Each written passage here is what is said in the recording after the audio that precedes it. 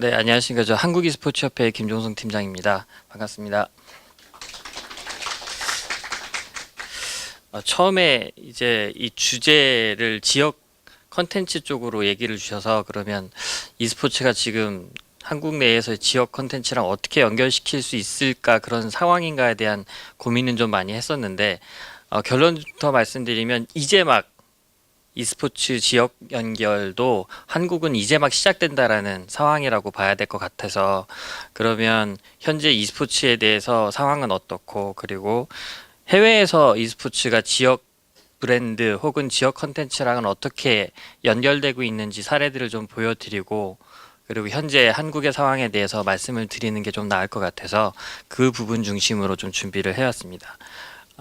생각보다 군산 오는 길이 멀다고 하셨는데 멀지는 않았고 오히려 서울 제 현장 경험으로 보면 지역에 아직 뭔가 e스포츠를 관심 있는 분들은 굉장히 많은데 지역에 뭔가 갖춰진 부분이 없어서 항상 서울에 와서만 뭔가를 가져가실 수 있는 그런 상황들이 많더라고요. 그래서 오늘 뭐 짧게 준비한 내용 말씀드리고 그다음에 질문 받으면서 실질적으로 원하시는 답 드릴 수 있도록 하도록 하겠습니다. 지금 보여드리면 주제는 e스포츠 지역문화 조성에 관한 이야기인데 먼저 몇 가지 질문 혹은 현장에 계신 분들이 어느 정도 e스포츠에 대한 이해가 있으신지를 좀 보기 위해서 좀 질문을 드려보면 지금 전 세계적으로 스포츠 업계에서 화두는 왜 e스포츠라는 걸 새로 받아들여야 되는가 e스포츠가 인기가 있는 새로운 컨텐츠라는 건 알겠지만 왜 이걸 받아들여야 되는가에 대한 논의가 많이 있습니다. 이 사진들을 좀 보시면 굉장히 익숙한 사람들이 있을 거예요. 맨 위에 보면 마이클 조단, 그다음 매직 존슨, 샤킬 오닐, 그리고 코비 브라이언트, 야오밍 같은 선수들이 있고 이 사람들이 공통점이 뭔지 아십니까? 현재로는 전 세계적으로 굉장히 돈을 많이 벌고 있는 NBA, MLB 스포츠 선수들이자 투자자들이고요. 근데 이분의 최근 가장 큰 트렌드는 e스포츠에 모두 적극적으로 투자를 하고 있는 전문 투자자들입니다. 실제로 야오밍 같은 경우에는 작년에 자카르타에서 열렸던 아시안 게임 VIP석에서 전 경기를 다 보고 갈 정도로 이 분야에 대한 관심이 높고요. 실제로 중국 내에서 e스포츠 프로 e스포츠 시장에 대한 투자를 준비하고 있는 가장 큰 투자자 중에 한 명입니다. 그리고 혹시 이 두 사람이 누군지 아시는 분 계십니까? 오른쪽은 다들 아실 거예요. 르브론 제임스고요. 왼쪽은 중국에서 가장 인기 있는 e스포츠 선수고 이 두 사람이 작년에 나이키랑 첫 계약을 맺었습니다. 그래서 작년에 이 이슈가 나이키가 기존 전통 스포츠 외에 e스포츠 선수랑 계약을 한 첫 사례고요. 왼쪽에 있는 이 우지라는 아이디 우지라는 선수는 프로 e스포츠로 선수로 활동한 지 약 한 7년 정도 되고요. 이 선수의 현재 추정 연봉은 약 100억 정도 됩니다. 그리고 중국에서는 거의 e스포츠의 마이클 조던 같은 사람으로 불리고 있고요.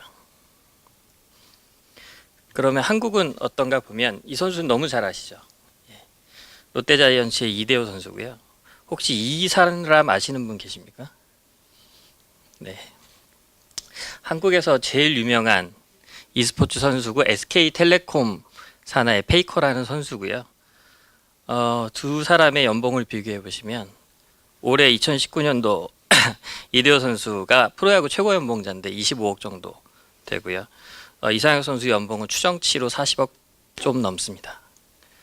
실제로 프로야구 팀을 하나 운영하는데 연간 한 200억 정도가 소요가 되는데 한국에서 제일 인기 있는 팀은 운영 비용이 약 한 100억 정도 지금 현재 들어가고 있습니다.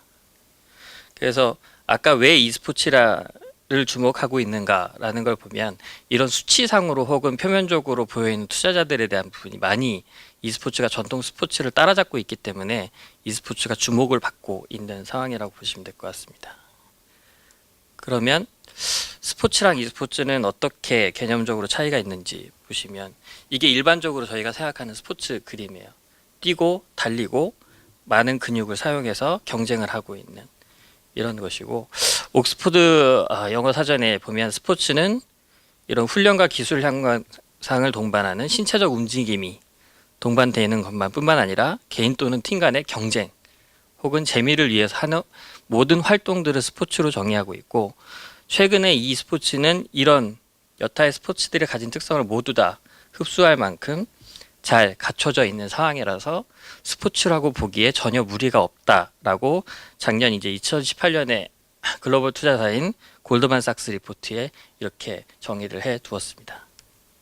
실제로 e스포츠 아시는 분들은 너무 잘 아시겠지만 컴퓨터에 앉아서 앞에 앉아서 경쟁을 하고 있고 그걸 많은 관중들이 지켜보는 상황이죠.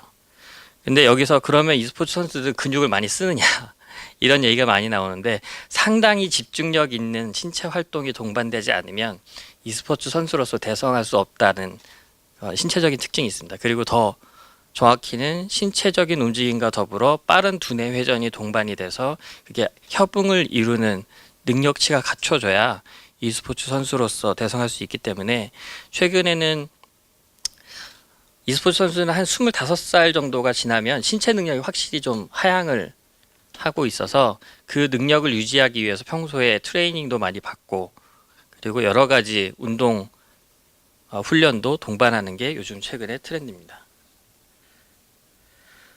그리고 이 부분이 이제 전통 스포츠에서 바라보는 팬들이 경기를 바라보면서 느끼는 감정이고, 이게 e스포츠를 즐기는 팬들의 모습 다르지 않습니다. 서로 다르지 않고요. 그리고 이 경기장 두 군데 사진이 있는데 혹시 이 경기장이 어떤 곳인지 아시나요? 예, 베이징 올림픽이 열렸던 주경기장이고요. 왼쪽은 베이징 올림픽 개막식이 진행됐던 사진이고, 오른쪽은 재작년에 리그 오브 레전드라는 게임의 월드 챔피언십 파이널이 열렸던 사진입니다. 두 상황이 서로 다르지 않습니다. 약 4만 명 정도 경기 현장에서 관전을 했었고, 티켓이 안표가 한 10배 이상 정도 갈 정도로 큰 인기를 누렸었고요. 스포츠의 기본은, 요즘의 트렌드는 하는 것도 중요하지만 얼마나 그걸 바라보는 관중이 많은가 또 하나의 가치 척도가 되고요. 관중이 그런 스포츠의 가치를 증명하고 있는데 e스포츠는 글로벌로 전혀 그 가치를 증명함에 있어서 부족함이 없는 상황입니다. 이걸 보시면 전통적인 F1 모터 레이싱 장르고요. 이건 신체적인 움직임이 아니라 정말 보는 즐거움을 위주로 하는 스포츠인데, 이 스포츠의 글로벌 뷰어십이 약 5억 명, 연간 모든 전 세계 글로벌 뷰어십을 다 합치면 5억 명 정도 되는데요. 최근에 e스포츠로 또 시행을 하고 있습니다. 이 F1이라 그래서 F1 주관사들이 모두 F1 게임을 가지고 하는 선수들을 다 영입을 하고요. 실제적으로 연간 리그를 돌리고 있고요. 그리고 이 부분이 TV로 중계가 되고 있습니다. 그러면 이 경기는 얼마나 많은 사람들이 시청하냐 하면 약 400만 명 정도 연간 시청자가 나옵니다. 그래서 어떻게 수치적으로 보면 4억 대 400명, 400만 명이라고 해서 좀 차이가 있어 보이겠지만, 실제적인 투자 금액에 비교를 해보면 엄청나게 많은 투자 금액 대비 많은 사람들이 지켜보고 있는 컨텐츠라고 보시면 되고, F1 리그는 이제 막 작년에, 온라인 리그는 작년에 시작을 해서 이제 인기를 얻어가고 있는 상황을 감안해 보면 그 숫자가 적지 않습니다. 그리고 이 사진 한 장이 작년에 굉장히 큰 이슈가 됐던 건데, 이 사진이 어떤 내용인지 혹시 아십니까? 네. 아시안 게임에 이제 시범 종목으로 작년에 처음으로 e스포츠가 진입을 했고, 이 내용이 상당한 센세이션을 일으키고 국내에서도 큰 이슈가 됐었습니다. 그래서 지상파 KBS, SBS가 최초로 e스포츠 게임이라는 것을 아시안 게임 기간 중에 중계를 해서 이 부분도 큰 화제가 됐었고요. 그 이후에 어떤 상황이 벌어지게 되냐면, 동남아시아 국가들 사이에서의 아시안 게임이라고 하는 동남아시아 게임즈 2019년에 열리고요. 여기서도 e스포츠가 정식 종목으로 올해부터 채택이 되게 됩니다. 그래서 아시아 전체적으로 보면 아시안 게임이 시범 종목으로 벌어진 상황에 이어서 나머지 국가나 지역에서도 정식 종목으로 받아들이는 상황으로 확대되고 있고요. 더 결정적으로 2022년에 항저우 아시안 게임은 e스포츠를 정식 종목으로 채택을 준비하고 있습니다. 그래서 e스포츠가 한 2년 전만 해도 스포츠냐 아니냐에 대한 논란도 많았고 e스포츠를 정말 스포츠로 바라봐야 되느냐라는 논란도 굉장히 많았는데 지금은 아예 정식 스포츠 안에 e스포츠가 편입되어 가는 과정에 있어서 전혀 그런 논란은 이제 점점 줄어드는 상황으로 보실 수 있게 됐습니다. 그러면 뭐 세간의 관심과 그리고 관중들이 늘어난 부분하고 별도로 그러면 e스포츠가 그런 경제적으로는 어떤 효과를 가지고 있느냐에 대한 평가를 보시면 뉴즈라고 원래 게임 관련된 리서치를 전문하던 글로벌 회사인데요. 이 회사에서 2016년도부터 e스포츠에 대한 부분을 별도로 조사를 하기 시작했고 그래서 2018년 글로벌 e스포츠에 아직 e스포츠가 산업으로 분류되지는 않아서 전체 산업 규모에 대한 조사는 아직 수치가 없지만 예상되는 수익 규모 이 업계에 동참하고 있는 업계의 사람들이 벌어들인 수입의 규모를 추정해 봤을 때 약 9,800억 원 정도로 추산했었고요. 근데 2017년 대비로 봤을 때 약 한 38% 정도 성장도에 있다라고 봤었고 그러면 이게 2019년도에 어떻게 바뀌냐면 약 1조 3천억 규모로 또다시 전년 대비 26% 이상 성장하는 시장으로 바라보고 있습니다. 그리고 한국은 그러면 어느 정도를 차지하고 있느냐라고 보면 전 세계 시장의 약 한 10% 정도는 꾸준하게 한국이 산업적으로 차지를 하고 있다라고 예상을 하고 있습니다. 그래서 e스포츠는 어떤 시장이길래 계속 주목을 받고 있느냐 하면 꾸준한 성장세를 갖추고 있는 시장이기 때문에 지속적으로 주목을 받고 있다라고 보실 수 있습니다. 그래서 2020년까지는 그럼 수익 규모가 얼마나 될 거냐라고 했을 때 약간 1조 7천억 원 정도 글로벌로 될 거라고 예상을 하고 있고 그 중에 10%라고 하면 약 1,700억 원 정도의 수입을 한국에서는 창출할 수 있는 시장이라고 판단하고 있습니다. 근데 이 부분은 정말 수입에 대한 얘기고 산업 가치 전체를 따졌을 때는 훨씬 큰 시장으로 볼 수 있을 거고요. 근데 2022년까지는 약 3조 원 규모로 더 성장할 거라고 보고 있는데 이 부분은 아직 아시안 게임에 들어가는 내용까지는 반영이 되지 않은 상태입니다. 그래서 이 부분이 기존에 여러분들이 TV에서 시청하시는 프로 e스포츠 시장에 더불어서 아시안 게임과 같은 전통 스포츠에 들어가는 영역까지 합쳐지면 더 훨씬 높은 수준으로 성장세를 갖출 수 있을 것이라고 얘기하고 있어서 올해와 2022년이 아마 e스포츠 기점에서 가장 큰 중요한 기점이 될 거다라고 전문가들은 판단을 하고 있습니다. 그러면 e스포츠를 즐기는 전 세계적인 시청자 혹은 관중 수는 얼마나 되느냐라고 봤을 때 2019년에 약 한 전 세계적으로 4억 명 정도 e스포츠에 대해서 열혈 혹은 관심을 두고 있는 시청자라고 보면 될 것 같고요. 이게 2021년까지는 약 한 5.5억 명 정도는 되지 않겠냐라고 예상을 하고 있습니다. 이렇게 재정적으로도 그리고 관중들의 관심도로도 세계적인 주목을 받을 수 있는 성장세에 있는 스포츠라고 판단을 하고 있기 때문에 아까 처음에 말씀드렸던 왜 e스포츠냐, 왜 e스포츠를 주목해야 되느냐가 최근에 여러 스포츠 분야 그리고 여러 경제 리서치 분야에서의 관심사고요. 그러면 이게 이후에는 지역적으로는 어떻게 연결이 될 것이냐가 오늘의 화두인데 그 부분에 대해서는 잠시 후에 또 말씀드리겠습니다. 그러면 아직 처음에 말씀드렸던 대로 e스포츠랑 지역 문화를 연결하는 것들은 전 세계적으로 아직 시작 단계에 있다라고 말씀드렸는데요. 그러면 e스포츠랑 그런 도시라는 어떤 도시 브랜드는 어떻게 연결되고 있을까? 해외 사례들을 좀 보여드리도록 하겠습니다. 이게 상징적으로 e스포츠 시티라고 이미지가 잡혀 있는데 뭐 게임 도시 혹은 문화 도시 그리고 뭐 산업 도시 이런 얘기들은 많이 들어보셨을 거예요 이전에. 근데 e스포츠 시티라는 말이 지금 현재 어울리는 말인가라는 걸 생각을 해보면 혹시 더 인터내셔널이라는 e스포츠 대회를 아시는 분이 계신가요? 네, 잘 모르실 수 있습니다. 이 도타2라는 한국을 제외한 중국, 동남아시아, 북미 쪽에서 굉장히 유명한 게임이고요. 이 게임이 매년 여는 월드 챔피언십이 있고, 이 월드 챔피언십의 한 대회, 파이널 대회를 작년에 중국 상하이 정부가 공식적으로 유치 발표를 했습니다. 왜 했냐 하면 총 상금이 3천만 달러 정도 되고요. 네, 300억이 좀 넘습니다. 300억이 넘고 중국이 왜 이렇게 국제적인 e스포츠 행사를 지속적으로 유치하려고 하면 중국이 작년 발표한 e스포츠 시장 규모는 약 1조 3천억 원 규모가 되고요. 아까 말씀드렸듯이 2020년까지는 3조 원 이상의 시장으로 성장할 것으로 중국 정부는 바라보고 있기 때문에 상하이는 아예 상하이를 혹시 가보신 분들이 있겠지만 푸동과 푸시가 있는데 푸동 쪽은 신도시 쪽이고요. 이쪽에 e스포츠 단지를 구성을 공식적으로 하고 있습니다.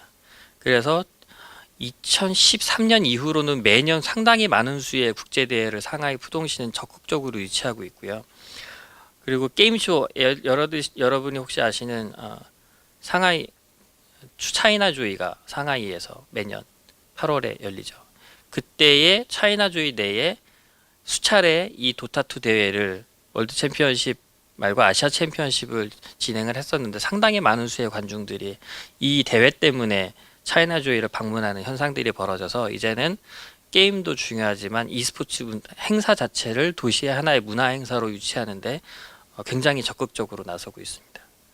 그래서 혹시 도타2 어느 정도 인기가 있길래 이 사람들이 이렇게 적극적으로 유치하느냐를 보여드리면 사운드 연결이 안 돼 있는데요. 일단 그림을 한번 보시면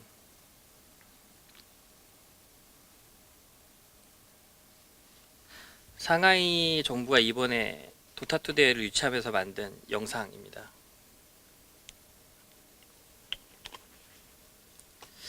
언뜻 보시면 이게 농구 경기 응원 장면인지 e스포츠 응원 장면인지 잘 구분이 안 가실 정도로 많은 수의 팬들이 e스포츠를 즐기고 있고요.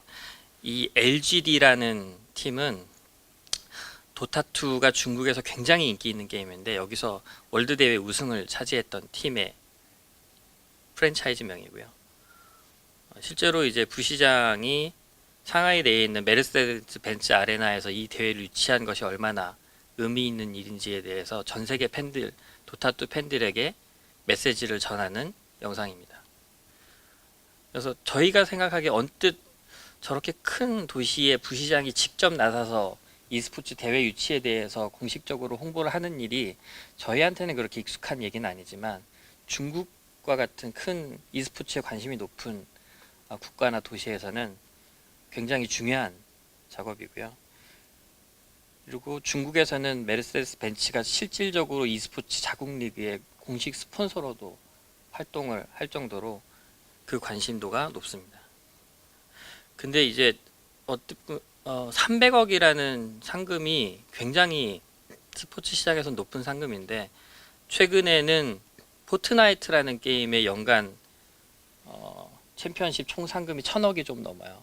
그래서 일반 스포츠 스타들보다 훨씬 많은 가치를 선수들이 가져갈 수 있기 때문에 재능 있는 선수들이 굉장히 많이 전 세계에서 나오고 있습니다. 예를 들면 지금 총 상금 300억이라고 했지만 우승팀이 약 한 70% 이상을 가져가고요.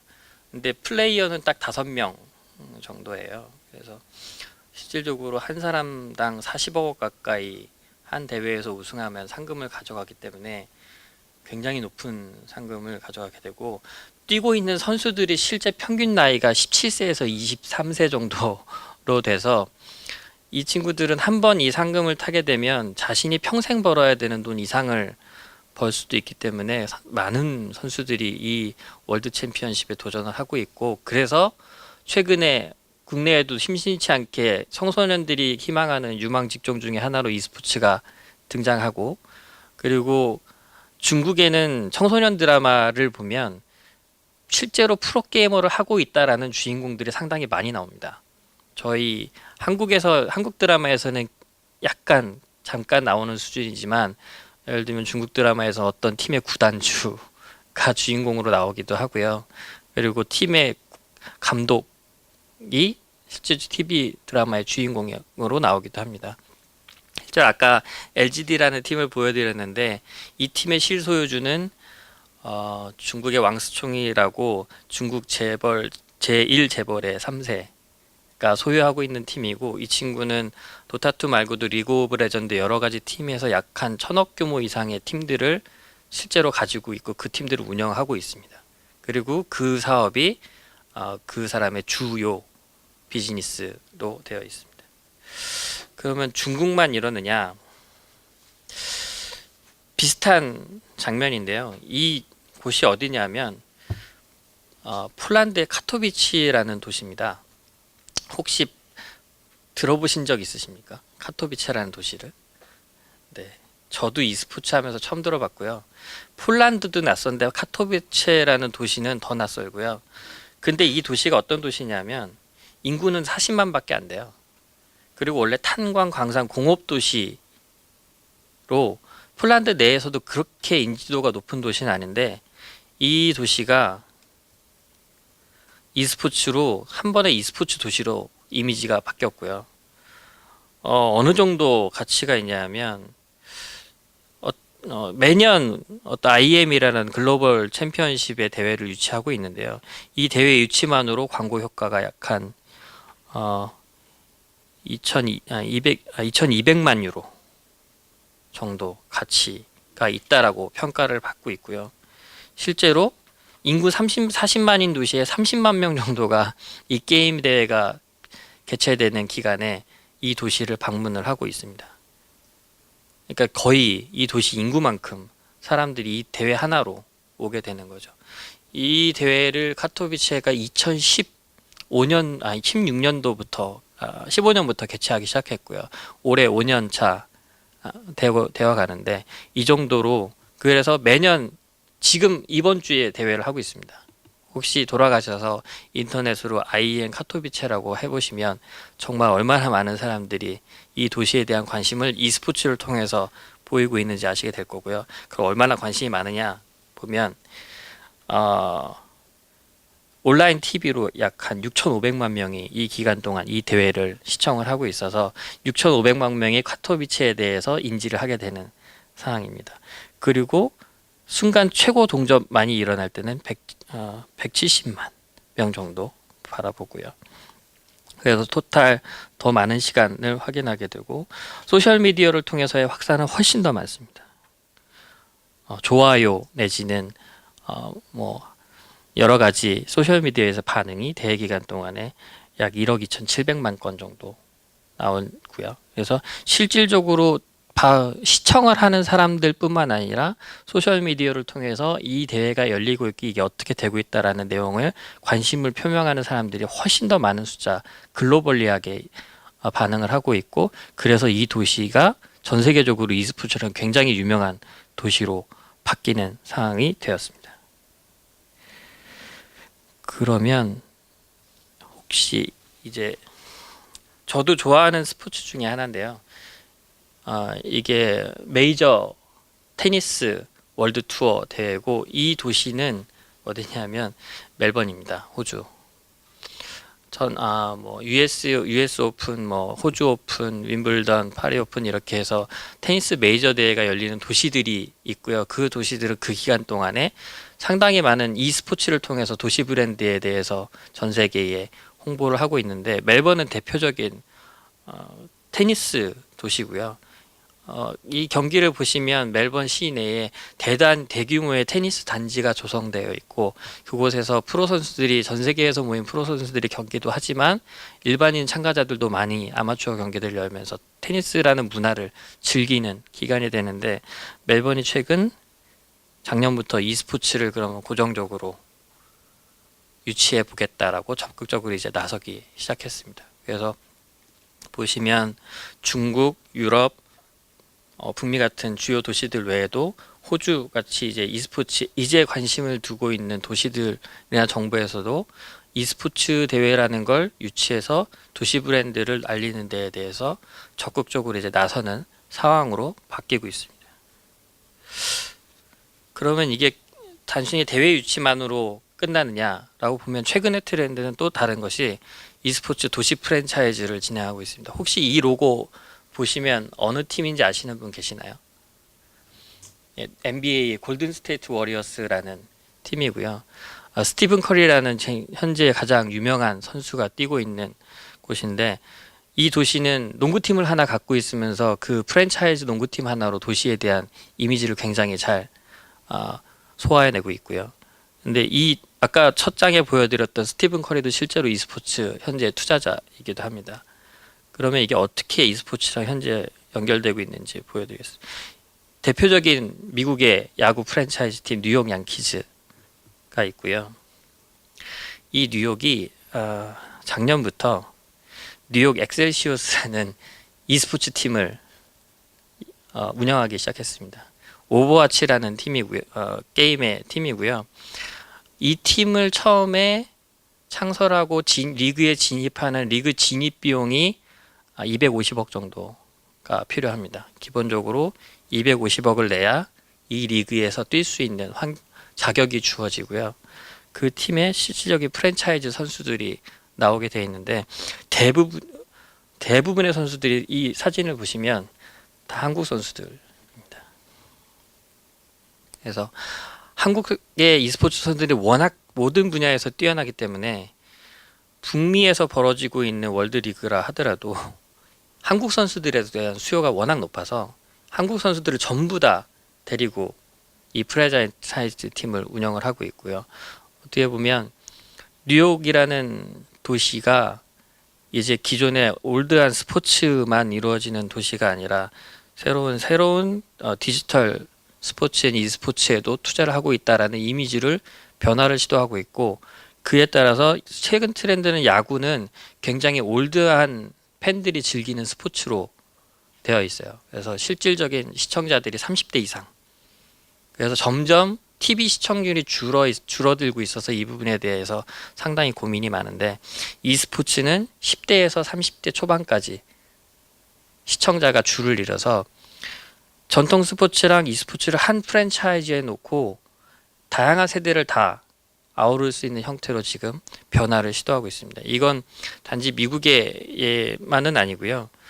여러분들이 잘 아시는 맨체스터 시티라는 영국 프리미어에 뛰고 있는 팀은 여러 e스포츠 프랜차이즈 선수들을 지금 영입하고 있어요.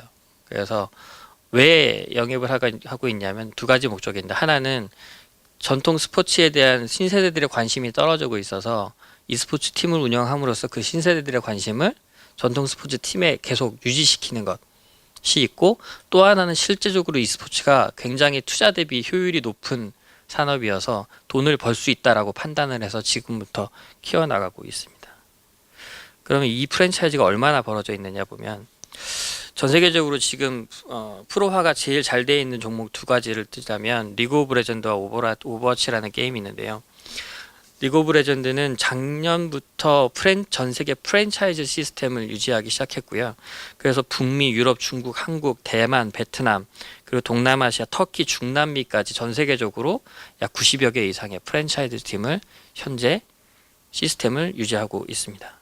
그리고 오버워치 같은 경우에는 규모는 전체적인 팀 숫자는 작지만 뉴욕, LA, 런던, 서울, 토론토, 상하이, 항저우 이렇게 굵직굵직한 도시들 프랜차이즈 팀들이 리그에서 모두 뛰고 있어서 이런 형태로 지역과의 거리를 만들어 가고 있고, 실질적으로 오버워치라는 게임과 리그 오브 레전드 종목의 앞으로의 방향성은 정규 전 세계 프로 축구 리그들이 자리를 잡는 것처럼 각 국가별로 각 리지언별로 e스포츠 프로 시스템을 도시 기반으로 만드는 것에 적극적으로 투자를 하고 있습니다. 그래서 아까 말씀드렸다시피 오버워치 프랜차이즈 팀 같은 경우에는 첫 시즌 시작할 때는 진입 비용이 약 250억 정도 됐었고, 지금 현재는 전 세계적으로 18개 지역이 리그에 동참해 있는데, 올해부터 좀 프랜차이즈 비용이 좀 올라서 올해는 350억 정도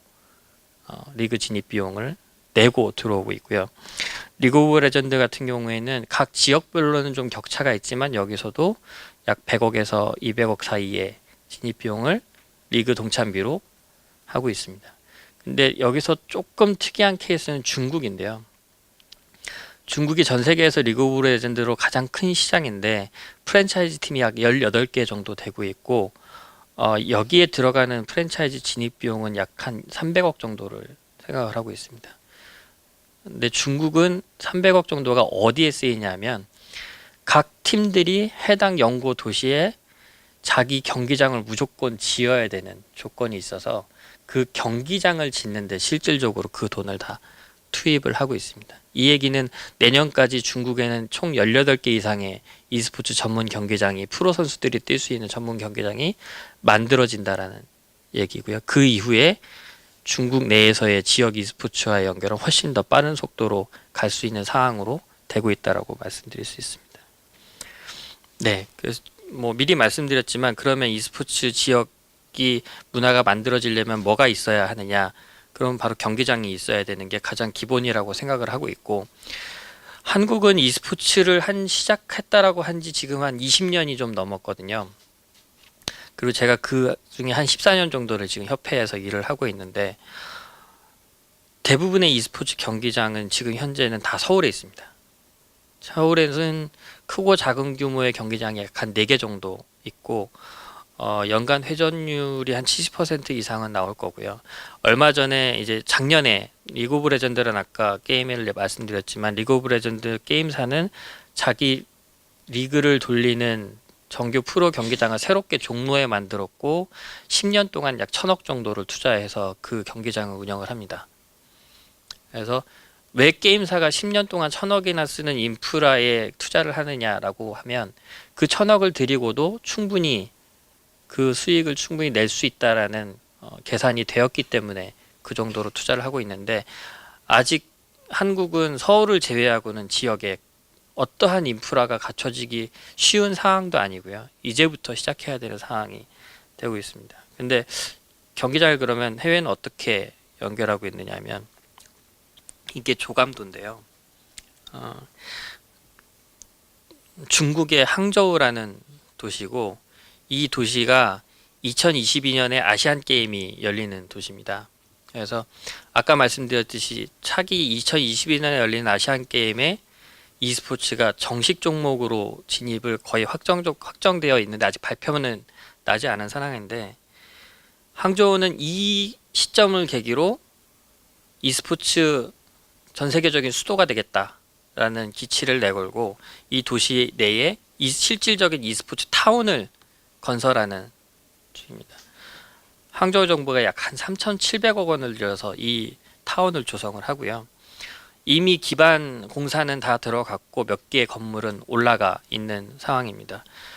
여기에 단순히 e스포츠 경기장만 짓는 게 아니고요. e스포츠 선수 양성이나 인재 양성을 할 수 있는 아카데미, 그리고 이 경기를 보기 위해 혹은 이 시설을 보기 위해 오는 전 세계 관광객들을 위한 호텔, 그리고 e스포츠 선수들만을 위한 체계적인 헬스케어를 위한 병원, 이런 것들까지 해서 14개 정도 이상의 프로젝트를 동반해서 할 예정이고요. 이 3,200억 원은 초기 투자금이고 그 외에 약 한 1,400억 정도를 더 투자해서 22년까지 이 타원을 완공할 예정입니다. 그러니까 한국하고 비교하면 엄청나게 큰 규모로 움직이고 있는 것이라서 이게 당장 우리한테 비교가 되는 대상일까라고 생각할 수는 있겠지만 실질적으로 이런 움직임이 있다라는 걸 알고 있는 것과 그렇지 않은 건 큰 차이가 있을 거라고 생각이 됩니다. 그럼 중국만 이렇게 돼 있느냐? 보시면 이 한가운데 e스포츠 아레나라고 되어 있는 곳은 여러분들이 너무 자주 가시는 PC방 같은 곳에 약간의 경기 관전을 할 수 있는 시설이 들어가 있는 곳이고요. 그 다음에 모바일 게임 존, e카페, VR 존, 이런 곳들이 있고 맨 하단에 이제 더 스테이지라고 되어 있는 부분은 여러분들이 방송에서 보시는 e스포츠 경기장, 소규모 경기장 정도가 되는데 이 곳이 어디에 만들어지는 거냐면 홍콩의 도심 한가운데에 만들어집니다. 이게 올해 발표가 났고요. 홍콩 정부가 약 한 40억 정도를 투자해서 이 경기장을 만들었고요. 이 경기장을 왜 그 땅 비싼 홍콩 한가운데에 만드냐 하면 이 경기장 하나만으로도 연간 방문객 120만 명 정도는 유치할 수 있다라는 자신감을 보이고 있습니다. 그리고 연간 100여 개 이상의 지역 경기 대회 혹은 국제 대회들을 유치함으로써 홍콩도 이제 e스포츠 도시로서 변화할 수 있다라는 모습을 선도적으로 보여주기 위해 한 투자로 보시면 되고요. 실제 이 경기장을 만드는 데 관여했던 홍콩 e스포츠 협회장의 얘기를 들어보면 이 경기장은 향후에 2022년 아시안 게임에 나가는 홍콩 국가대표 선수들의 트레이닝 시설로도 겸하게 될 것이다 라고 굉장히 장기적인 비전으로 그림을 그리고 있는 상황입니다. 그러면 이 부분이 아까 말씀드렸다시피 한국은 이제 지역 e스포츠를 이제 막 시작하고 있는데 그럼 어떻게 정책을 펴고 있는지 보시면 문화부가 이제 작년 발표 내용입니다. 2019년도 예산에 5조 8,300억 원을 하고 그 중에 e스포츠에 지원을 확대하겠다라고 발표를 했었고 그 중에 e스포츠 경기장의 지역 경기장 조성에 66억 정도를 편성한다라고 발표를 했었고요. 실제 금액은 2년간 2019년, 2020년간 90억 정도 됩니다. 그래서 올해 3개 도시를 선정을 해서 그 3개 도시의 지역 상설 경기장을 구축을 하게 되고요.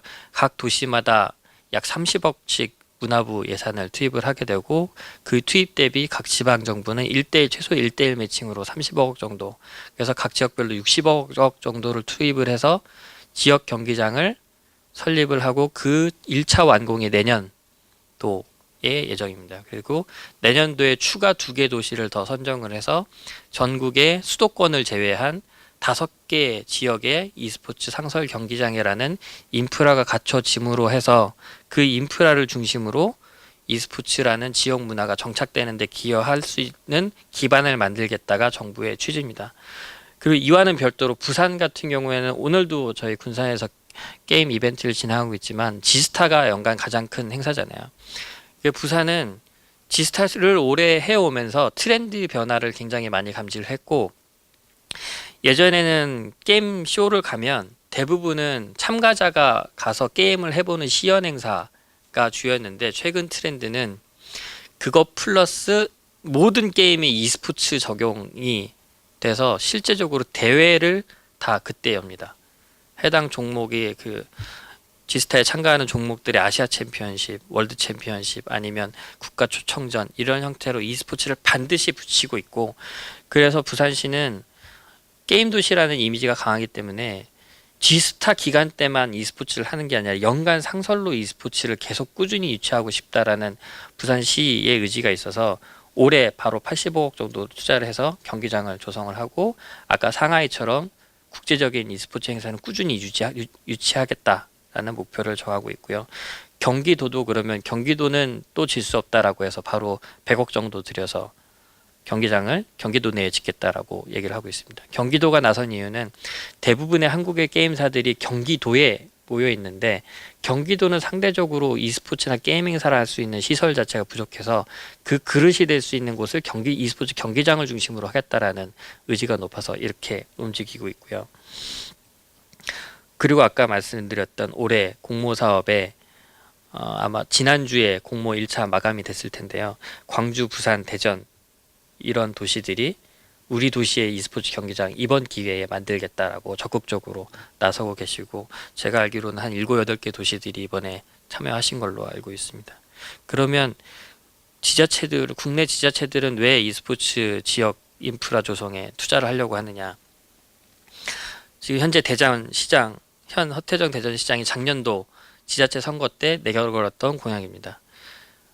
e스포츠는 이렇게 뜨고 있고 대전이 최초로 아시안게임을 나가는데 기여했던 도시로서 4차 산업을 이끌어가는 도시의 변모 이미지로 변신을 하기 위해서 e스포츠는 핵심 컨텐츠로 가능하다라고 판단을 했고 그래서 e스포츠 경기장을 만들므로써 그 허브를 전국의 중부 지역에 해당하는 대전이 이끌어 나가겠다라는 취지를 발표했고 전남은 순천에서 이제 그 새롭게 만들어지는 조성 단지에 e스포츠 경기장을 집어넣음으로써 단순히 순천의 지방적인 특색의 공간뿐만 아니라 e스포츠라는 새로운 시설을 들음으로써 그 지역의 e스포츠 산업 육성도 해나가겠다라는 의지를 보여주시는 거고, 제주도도 마찬가지고요. 제주도는 인구는 적은데 상당히 국제 관광도시라는 이미지가 있고 e스포츠 국제대회 유치에 대한 의지가 높고요. 뭐 제가 2013년도에 처음으로 혹시 e스포츠가 전국체전에 들어갔다는 사실은 알고 계시는 분이 있으신가요? 예. 2013, 4년에 처음으로 전국체전을 제주도에서 열었고요. 그때 굉장히 많은 관심을 받아서 e스포츠가 제주도에서 해도 괜찮겠다라는 인식을 굉장히 크게 가지시게 됐어요. 그래서 지난해 지방자치단체 선거 공약에 e스포츠 경기장 만들고 시도지회를 제주도에 만들겠다라는 것을 공약 발표를 하게 되죠. 그리고 이 부분은 이제 아까 지난해 문화부가 e스포츠의 투자 계획을 밝히면서 왜 지방의 도시를 e스포츠 경기장을 만들려고 하느냐. 상대적으로 서울에 너무 집중되어 있어서 e스포츠가 서울만의 컨텐츠, 한국이 e스포츠에서 앞서 나간다라고 했지만 서울만의 컨텐츠로 국한되어 있다. 이 부분을 지역으로 분산시켜서 지역에서도 자체적으로 e스포츠 대회를 만들고 e스포츠 경기를 운영하고 e스포츠 선수를 키우고 할 수 있는 인재 양성을 할 수 있는 기반을 만들고 지역별로도 e스포츠를 연결한 관광 클러스터를 만들 수 있는 도움을 줄 수 있는 그릇을 만들기 위해 이 경기장을 만들려고 한다라는 취지를 설명을 한 바 있습니다. 그러면 실질적으로 이런 경기장이 만들어만 지면 e스포츠가 이루어지는가라고 봤을 때 그렇지는 않다라고 보고 있거든요. 저희가 이 경기장 관련된 용역 자문을 하면서 제일 많이 들었던 얘기가 저희 평창처럼 되고 싶지 않아요예요. 다들 아시다시피 작년 2월만 해도 평창이 굉장히 전 세계적으로 유명한 지역이었고 훌륭한 빙상 시설을 갖추고 있음으로써 굉장히 높은 경기 수준을 선수들이 보여줄 수 있었는데 1년이 지난 지금은 너무나 세금이 많이 들어가서 가는 흉물 혹은 더 이상 유지할 수 없어서 부셔버려야 되는 시설이 되어버리는 상황이죠. 근데 e스포츠 경기장은 실질적으로 예산이 기존 경기장이 한 3천억 정도가 들어간다라고 하면 e스포츠 경기장은 100억 이내에 만들 수 있는 예산도 그렇게 많이 들어가지 않고요. 그리고 아까 그 홍콩 같은 시설을 보시면 PC방이 상시 24시간 개방입니다.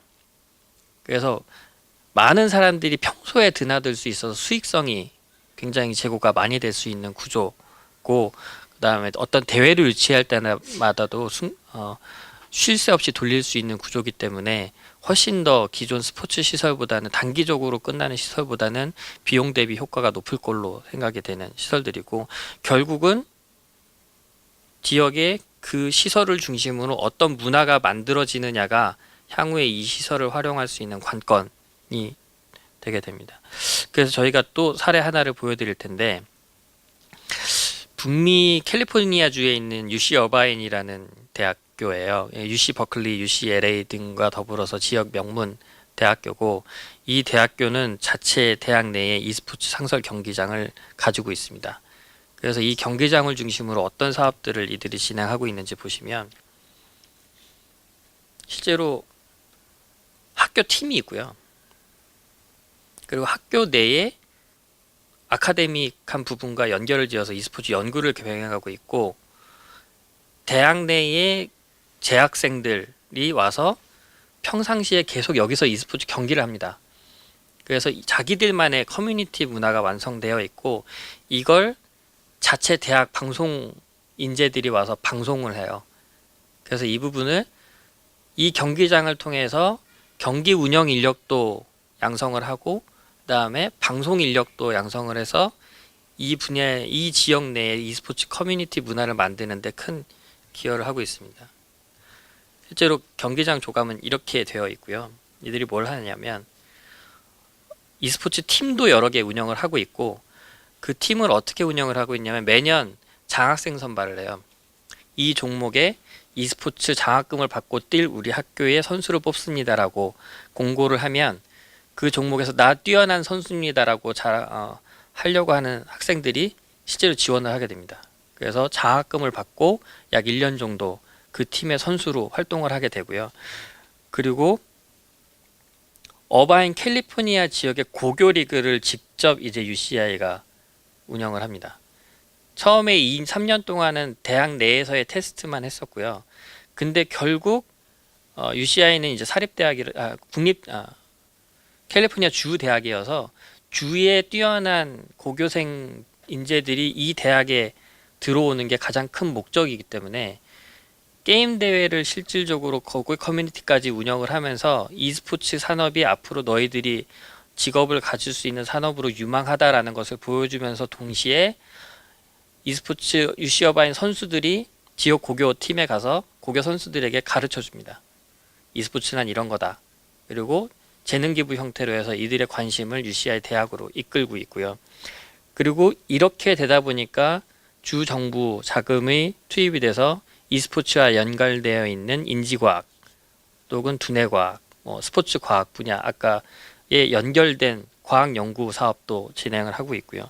그리고 지역에서 e스포츠는 이런 겁니다라고 해서 주말마다 아니면 방학 시즌 동안에 캠프를 운영을 해서 실질적으로 e스포츠는 이런 거다라고 배워갈 수 있는 프로그램을 운영을 하고 있고요. 그러다 보니까 자연스럽게 캘리포니아 주 내에 e스포츠라는 걸 직업으로 생각하거나 앞으로 여기서 일할 수 있겠다라고 생각하는 인재들이 많이 양성되게 돼서 오히려 북미 전체의 대학 트렌드를 UCI가 최근 한 4년 동안 작업해서 이끄는 형태로 바뀌게 되었습니다. 그럼 그 다음은 이런 지역문화 를 경기장도 만들어졌고 그리고 커뮤니티를 구성할 수 있는 프로그램도 만들어지면 그 다음은 뭐 해야 되느냐. 왼쪽은 너무 익숙하시죠. 저희 무슨 행사하면 오늘 생활 스포츠라 그래서 아이들이 막 와서 혹은 동호인들이 막 와서 뛰노는 e스포츠인데 그게 e스포츠로 들어오면 요 형태가 되는 겁니다. PC 앞에 앉아서. 근데 이게 보시면 아이가 있고 아빠가 있어요. 아버지가 아이를 데려와서 같이 e스포츠를 하는 겁니다. 이게 뭐가 중요한 거냐면 아이가 요즘 세대들은 게임이 너무 익숙해서 게임을 빼고는 얘기가 안 되잖아요. 근데 아빠가 게임을 몰라 그러면 대화가 안 돼요. 그래서 e스포츠를 통해서 서로 대화하는 게 만들어지고 서로가 이해하게 되는 거죠. 예전 같으면 그냥 아버지들이 축구공 하나 사오고 야구 배트랑 글러브 사다가 아이한테 주면서 야 나랑 같이 놀자 이런 건데 지금은 그런 세상이 아닌 거죠. 그래서 가족들이 같이 즐길 수 있는 생활 스포츠로 하는 거고 더 이상 e스포츠를 그냥 집안 구석에 방구석에 혼자 갇혀서 하고 있는 게 아니라 같이 커뮤니케이션 하면서 할 수 있는 놀이문화다라는 이런 인식을 심어주기 위한 작업들이 필요한 거고요. 그 다음은 e스포츠 전문 인력에 대한 양성이 반드시 갖춰져야 됩니다. 왼쪽은 일반 스포츠 중계실에서 실제로 일을 하고 있는 방송 종사자의 모습이고요.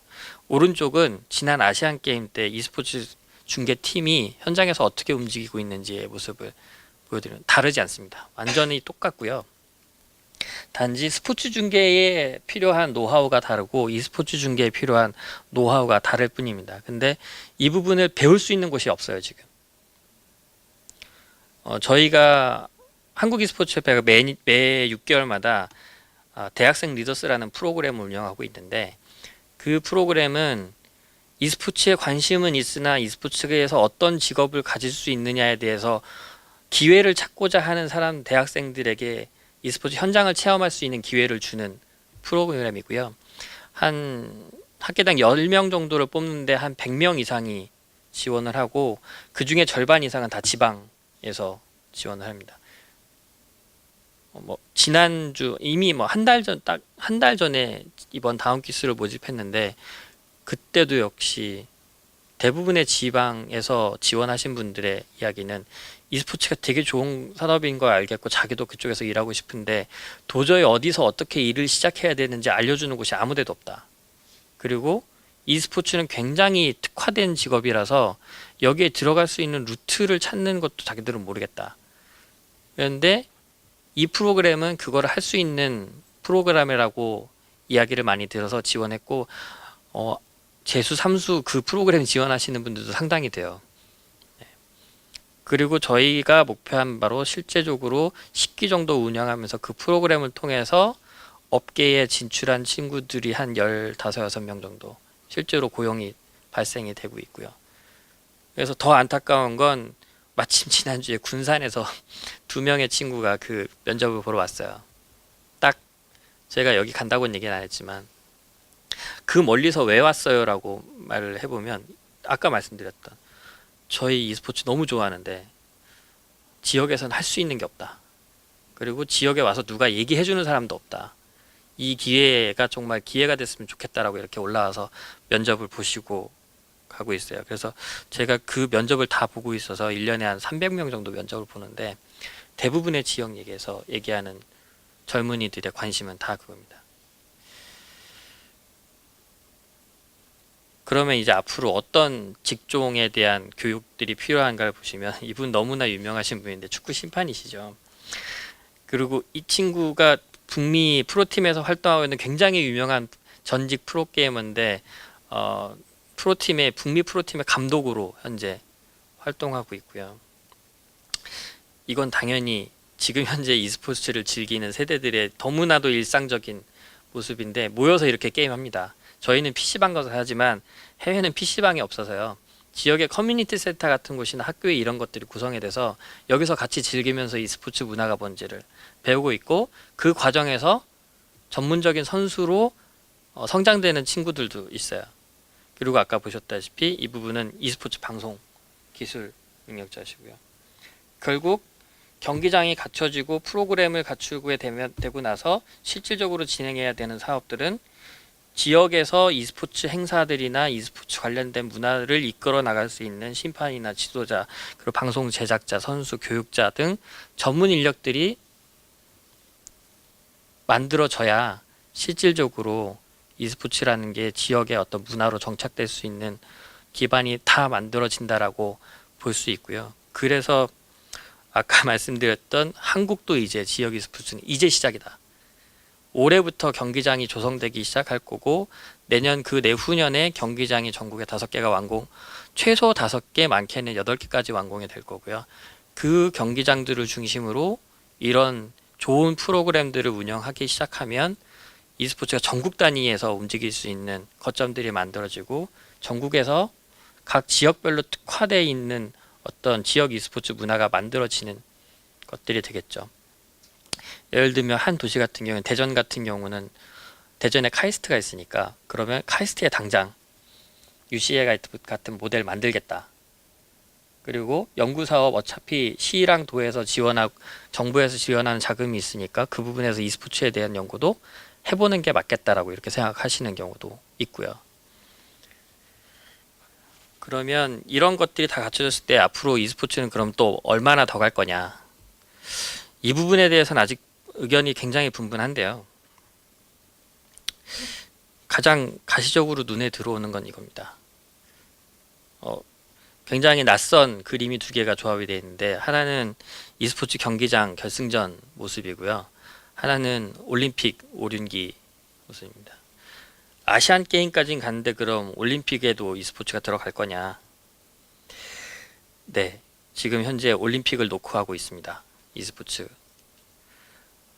IOC 내에 e스포츠 관련된 포럼, 정규 포럼이 구성이 됐고요.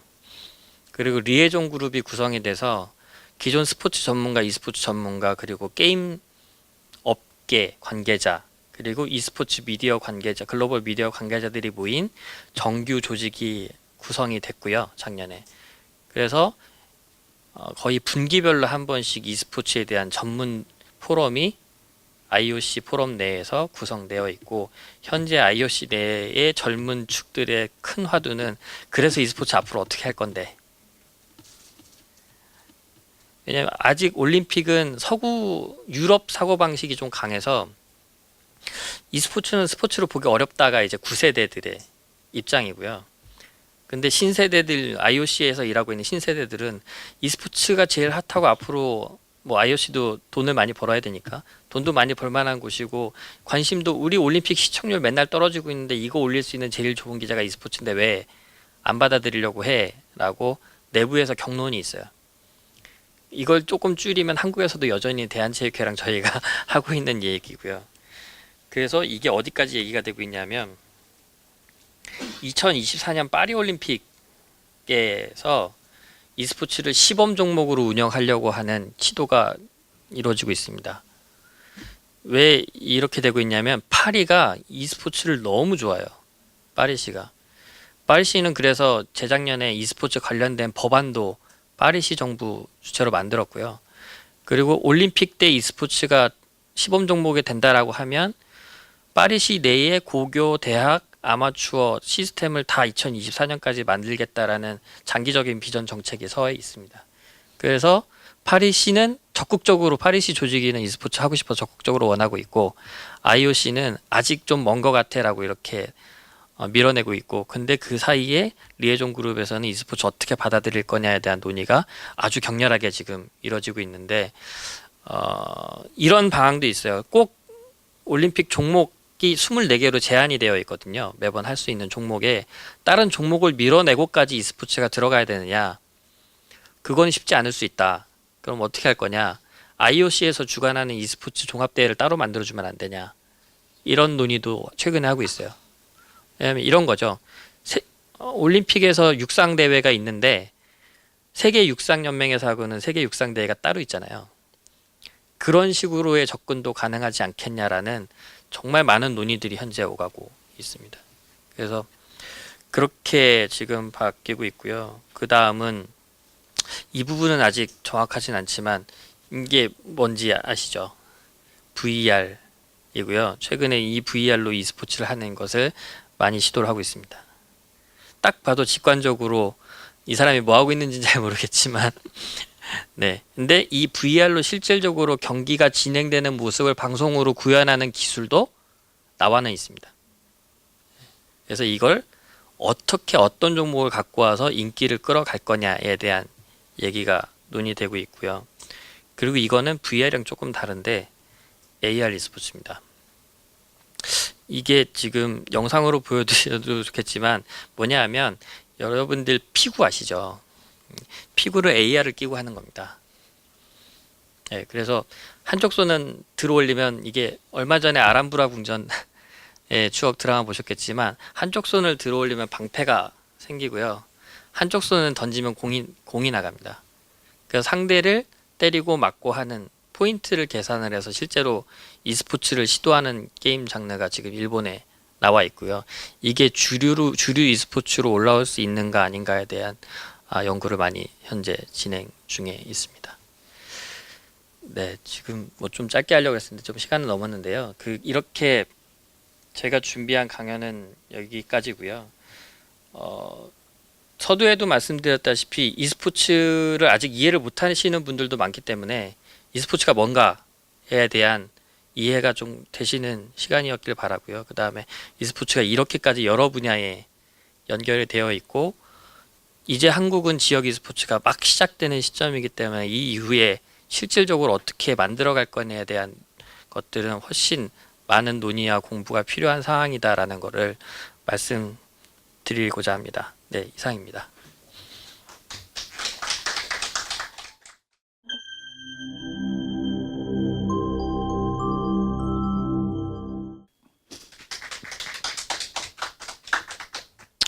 예, 안녕하세요. 예, 김조한입니다. 아까 잘 설명해 주셨는데요. 간단하게 소개하자면 지금 고맨컴퍼니라는 회사에서 신규 사업 쪽 전략 이사를 맡고 있고요. 그다음에 올해부터는 한양대학교 문화콘텐츠 쪽 견인 교수 담당을 하게 됐습니다. 그리고 재작년 11월에 플랫폼 전쟁이라는 책을 내놨었고, 그다음에 뭐 여기저기다가 제가 생각하는 미디어 시장에 대해서 미디어 이야기를 기고를 많이 하고 있습니다. 기술과 자연의 중국이 온다. 뭐 말 이상하죠. 넷플릭스 유튜브에. 컨텐츠를 하는 데 있어서 기술 정말 중요해요. 특히나愛知 같은 경우는 실리콘밸리를 계속 보면서 많은 걸 느꼈다고 합니다. 뭐냐면 50대 50이에요. 기술과 크리에이티비티에 50대 50을 해야지 컨텐츠가 가장 잘 생성이 된다. 그래서 그런 것들을 가지고 인텔리전트 캐스팅이라는 걸 하고 있는데 뭐냐면 몸값이 비싸기만 한 배우들보다 혹시 이 친구들을 기용하고 컨텐츠가 나왔을 때쯤 됐을 때 이 친구가 굉장히 크게 효과를 낼 건가에 데이터 분석을 해서 기용을 할 수 있게 하는 시스템인 거죠.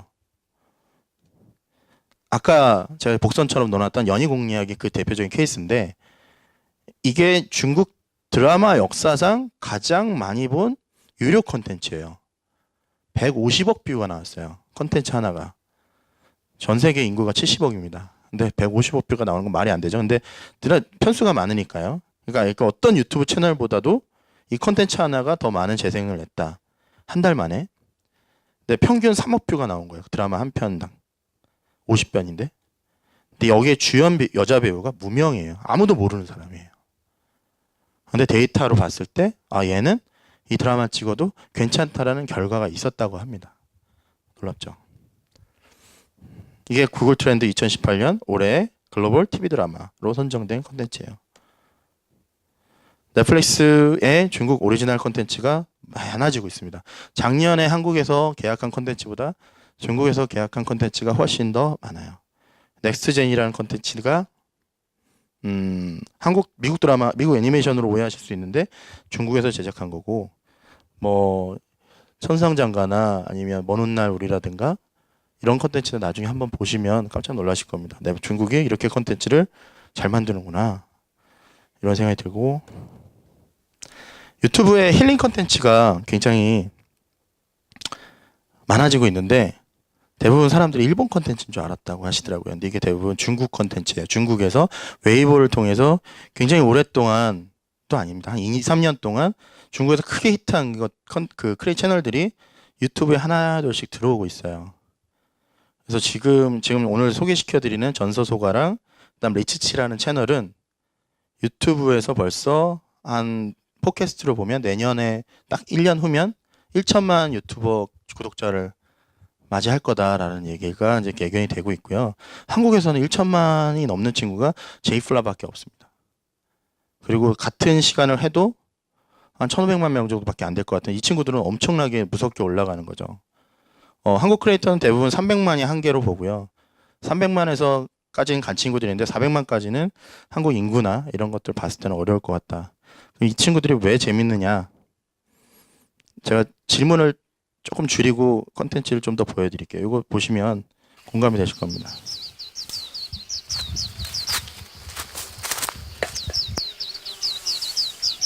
크리에이터가 만든 영상이에요. 다큐멘터리가 아니라.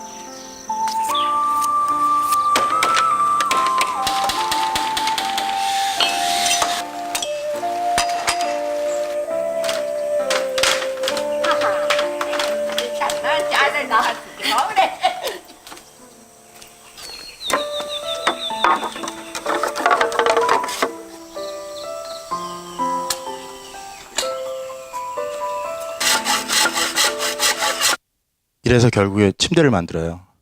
근데 이게 중국에서 한 5천만 뷰 정도 나왔고, 그다음에 페이스북이랑 유튜브랑 해서 합쳐서 4천만 뷰 정도 나왔어요. 근데 여러분 느끼시겠지만 이게 무슨 굳이 재미라는 컨텐츠보다는 그냥 보게 되잖아요. 소리라든가 이런 영상의 어떤 아름다움이라든가 시간의 흐름 이런 것들 다 보면서 리틀 포레스트라는 영화 한번 예전에 일본판도 있고 한국판도 나왔는데 보신 분들이라 이게 중국에서도 이 리틀 포레스트 같은 컨텐츠라는 얘기를 많이 해요. 나한테 위안이 되고 힐링이 된다. 이 컨텐츠를 보고 있으면 옛날에 어렸을 때 왜냐면 항상 할머니가 나오시거든요. 돌아가신 할머니도 생각나고, 그다음에 이런 빠르게 변화되고 있는 이 문명 사회에서 뭔가 자꾸 시간이 멈춰진 것 같은 느낌을 준다는 얘기를 많이 합니다. 이것도 조금만 볼게요. 다른 분이에요. 이분은 진서소가라는 친구고요.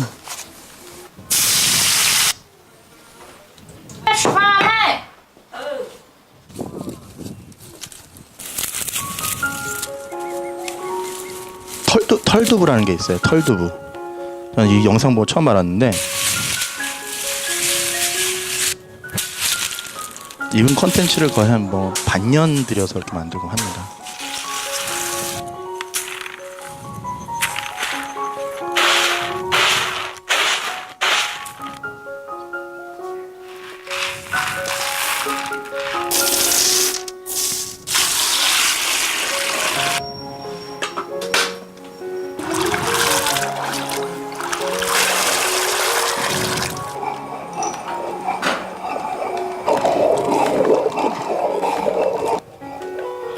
할머니 같은 분 아니에요? 지역이 다릅니다.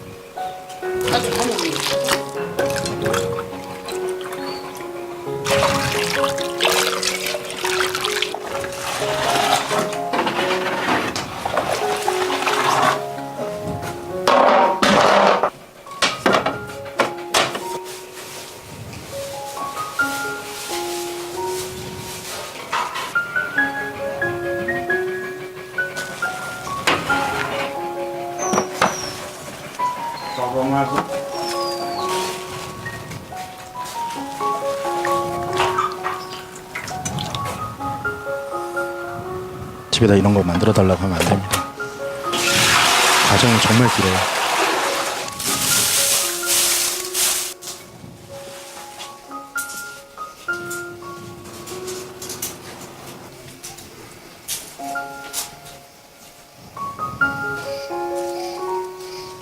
여기까지는 그냥 두부 같죠?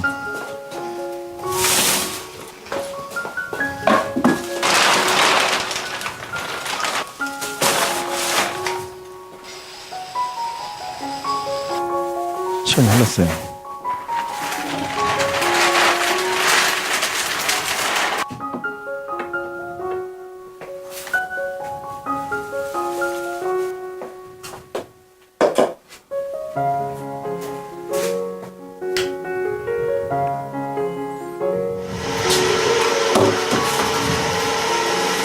이분 머리 길이가 바뀌었어요?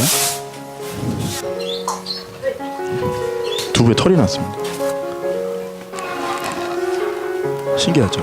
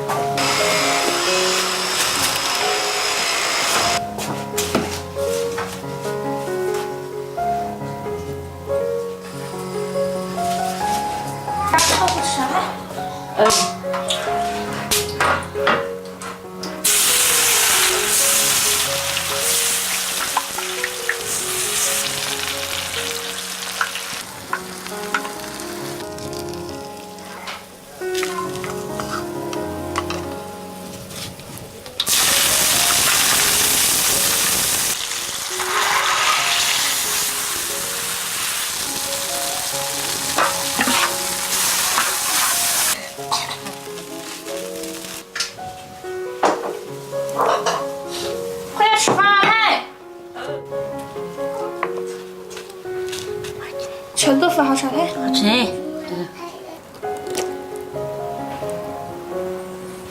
아빠 말 이러고 끝납니다. 시간이 또 지나고. 여기까지는 안 봤네, 저도.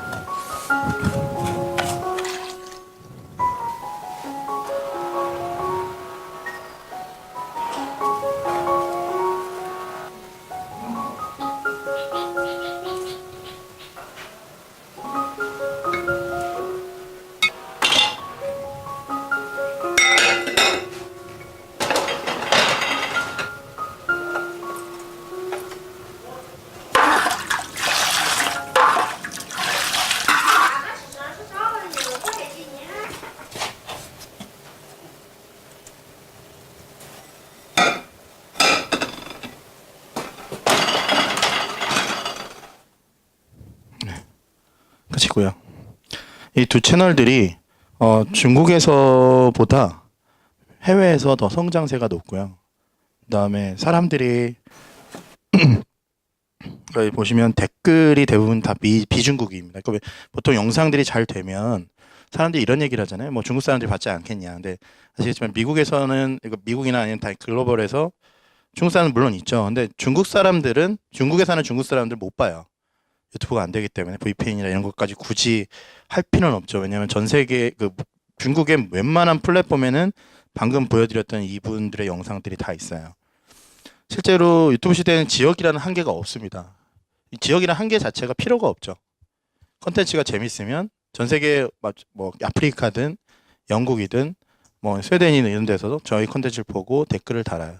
물론 언어의 한계가 명확한 컨텐츠들이 있다면 안 되겠지만 사실 우리가 이런 지금 힐링 리들 포레스트라는 컨텐츠들이 중국에서 만들었다 하지만 저희도 만든 장르가 있습니다. 먹방이라는 장르. 그죠? 떵개떵이라는 분이 300만이 넘어요. 구독자가. 전남 순천 출신이었나요? 아무튼. 근데 그분도 지역에서 시작을 하셨는데 먹방 하셔서 돈을 너무 많이 잘 벌어서 최근에 이사를 가긴 하셨지만 그분도 지역에서 하신 분이 독일에서 방송을 타고 영국에서 소개가 되고 그분의 인터뷰를 해서 미국에서 날라오고 이런 일들이 벌어졌어요. 사실 지금 여기다 제가 썼지만 현재 라이프 스타일과는 다른 컨텐츠들을 만들어주는 그러니까 지금 도시에서 흔히 볼 수 있는 영상들이 아닌 거죠. 실제로 그렇다고 해서 지방색이 너무 강한 컨텐츠도 만들면 안 되겠지만 그들한테 뭔가 공감대가 형성되는 컨텐츠를 만들었다는 거. 그리고 또 하나는 지금 보시겠지만 영상미가 되게 좋아요. 그러니까 도시에서 촬영이나 이런 걸 해봤던 친구들이 다시 고향으로 돌아가서 찍기 시작한 컨텐츠들이거든요. 그러니까 지역 컨텐츠라고 해서 꼭 지역스럽게 찍을 필요는 없습니다. 그러니까 도시의 색깔을 그대로 반영하되 다른 라이프 스타일을 보여줄 수 있으면 차별화된 엣지를 보여줄 수 있으면 좋을 것 같다라는 생각이 들고요. 이 자체가 완성도가 높아요. 그러니까 컨텐츠들을 계속 기획을 하고 진행을 한다고 해요. 그래서 1년 동안 그럼 하나만 찍고 기다리는 게 아니고 이거는 언제 어디서 뭘 찾고 아까 얘기했던 머리가 길어졌다고 말씀드렸던 것처럼 그 다음 달에는 그럼 어떤 컨텐츠를 또 몇 달짜리를 찍고 이거 과정을 계속 거치면서 컨텐츠를 계속 쌓아가자는 그러니까 어떤 컨텐츠 하나 만들어 놓고 반응 보고 진행하자가 아니라 이 사람은 처음부터 반응을 보고 한 게 아니라 내가 이런 컨텐츠 찍고 싶어서 찍었던 게 6개월쯤 되니까 갑자기 터지기 시작한 거거든요. 사람들이 와 이거 대단하다는 얘기를 하기 시작하고 그다음에 자연주는 위로 ASMR 같은 컨텐츠죠. 아까 전에 소리 들을 때 느끼셨지만 그리고 언어를 몰라도 들을 수 있다. 언어를 몰라도 볼 수 있다. 제목도 모르는데 사람들이 눈물이 난다라는 댓글도 있고요. 돌아가신 할머니가 왜 생각나는지 모르겠다. 뭐 이런 얘기도 있고 그다음에 뭐 아름답다, 힐링이 된다 이런 얘기들이 많이 있습니다. 지금 원래 이 컨텐츠 이전에 중국을 대표하는 유튜브 컨텐츠는 뭐였냐면 이 미스 예라는 친구가 있어요. 아시는 분들은 아실 건데 사무실에서 갑자기 혼자 요리를 하는. 예. 그러니까 책상에서 컴퓨터 앞에서 막 컴퓨터를 뜯어가지고 그걸로 막 고기를 굽고 막 이런 것들을 보여준 친구가 있습니다. 미스 YAH인데 이 친구도 구독자 한 500만 정도 돼요. 근데 이 친구도 결국엔 말이 한마디도 없어요. 대화를 거의 안 하고 주변에서 뭐라고 하는데도 혼자 꿋꿋하게 뭐 요리를 합니다. 지금 보시면 여기 뭐 닭 요리하고 있죠. 이거는 뭔지 모르겠어요. 아무튼 제가 캡처를 하긴 했는데 그래서 결국에는 언어라는 것들을 명확하게 이거 한국만 바라보는 컨텐츠다라고 정하지 않으면 실제 유튜브엔 지역이라는 한계는 없습니다. 대한민국에서도 지역에서 잘 만드는 컨텐츠는 존재해요. 자, 여기 보면 양팡이라는 분도 부산에서 활동하시는 크리에이터죠. 떵개떵도 전남에서 활용하고, 그다음에 이제 최고다 윽박 같은 경우도 이제 뭐 경기도 어디였죠? 경기도 아무튼 경기도권에서 제작을 하시는데 다 지역 컨텐츠를 만들고, 아니면 굳이 지역에 구분이 없는 먹방 같은 건 사실 웬만한 음식 다 배달되고 웬만한 프랜차이즈들 각 지역별로 다 있기 때문에 상관이 없고요. 그다음에 이제 양팡 같은 경우 자기 방에서 부모님들과 썰을 펼면서 만드는 컨텐츠고, 실제로 말을 하기보다는 좀 웃긴 행동들을 많이 하세요. 이상한 춤을 춘다든지 갑자기 의자에 몸이 낀다든가 뭐 이런 것들. 최고의 윽박 같은 경우도 논밭에서 갑자기 자동차로 뒤집어진다든가 뭐 이런 것들 많이 하는데, 사실 컨텐츠에 대해서 연구를 더 해서 내가 수도권에서 컨텐츠를 만들지 않기 때문에, 아니면 어떤 내가 만드는 컨텐츠가 다른 사람들이 볼까라는 이런 두려움보다는 실제로 내 컨텐츠를 어떻게 하면 좀 더 재밌게 만들어 볼까라는 고민을 좀 더 하면, 저는 중국에서도 이렇게 하는데, 우리가 컨텐츠를 지금까지도 최근에는 홍콩 이전에는 홍콩이 더 잘 만들긴 했어요. 근데 중국으로 넘어가면서 컨텐츠의 흐름이 한번 끊겼거든요, 중국이. 그러면서 대한민국 컨텐츠를 되게 부러워했어요, 중국에서. 그래서 한알령이 나온 거고요. 자기네 컨텐츠가 성장하는 시간을 벌기 위해서 한알령이라는 걸 두고, 아마 올해 4월쯤부터는 한알령이 풀릴 것 같은데, 그때까지 이미 성장할 시간을 필요로 했던 겁니다. 중국이 그 정도 만들면, 물론 그건 뭔가 우리가 중국을 무시하는 건 아니겠지만, 실제로 우리의 엣지를 찾아서 또 먹방이랑 그 장르를 만든 것처럼 우리도 얼마든지 만들 수 있다고 보고요. 그래서 이런 컨텐츠들을 좀 자극을 받아서 우리만의 컨텐츠를 만들 수 있으면 좋겠다는 생각을 끝으로 마치도록 하겠습니다. 감사합니다.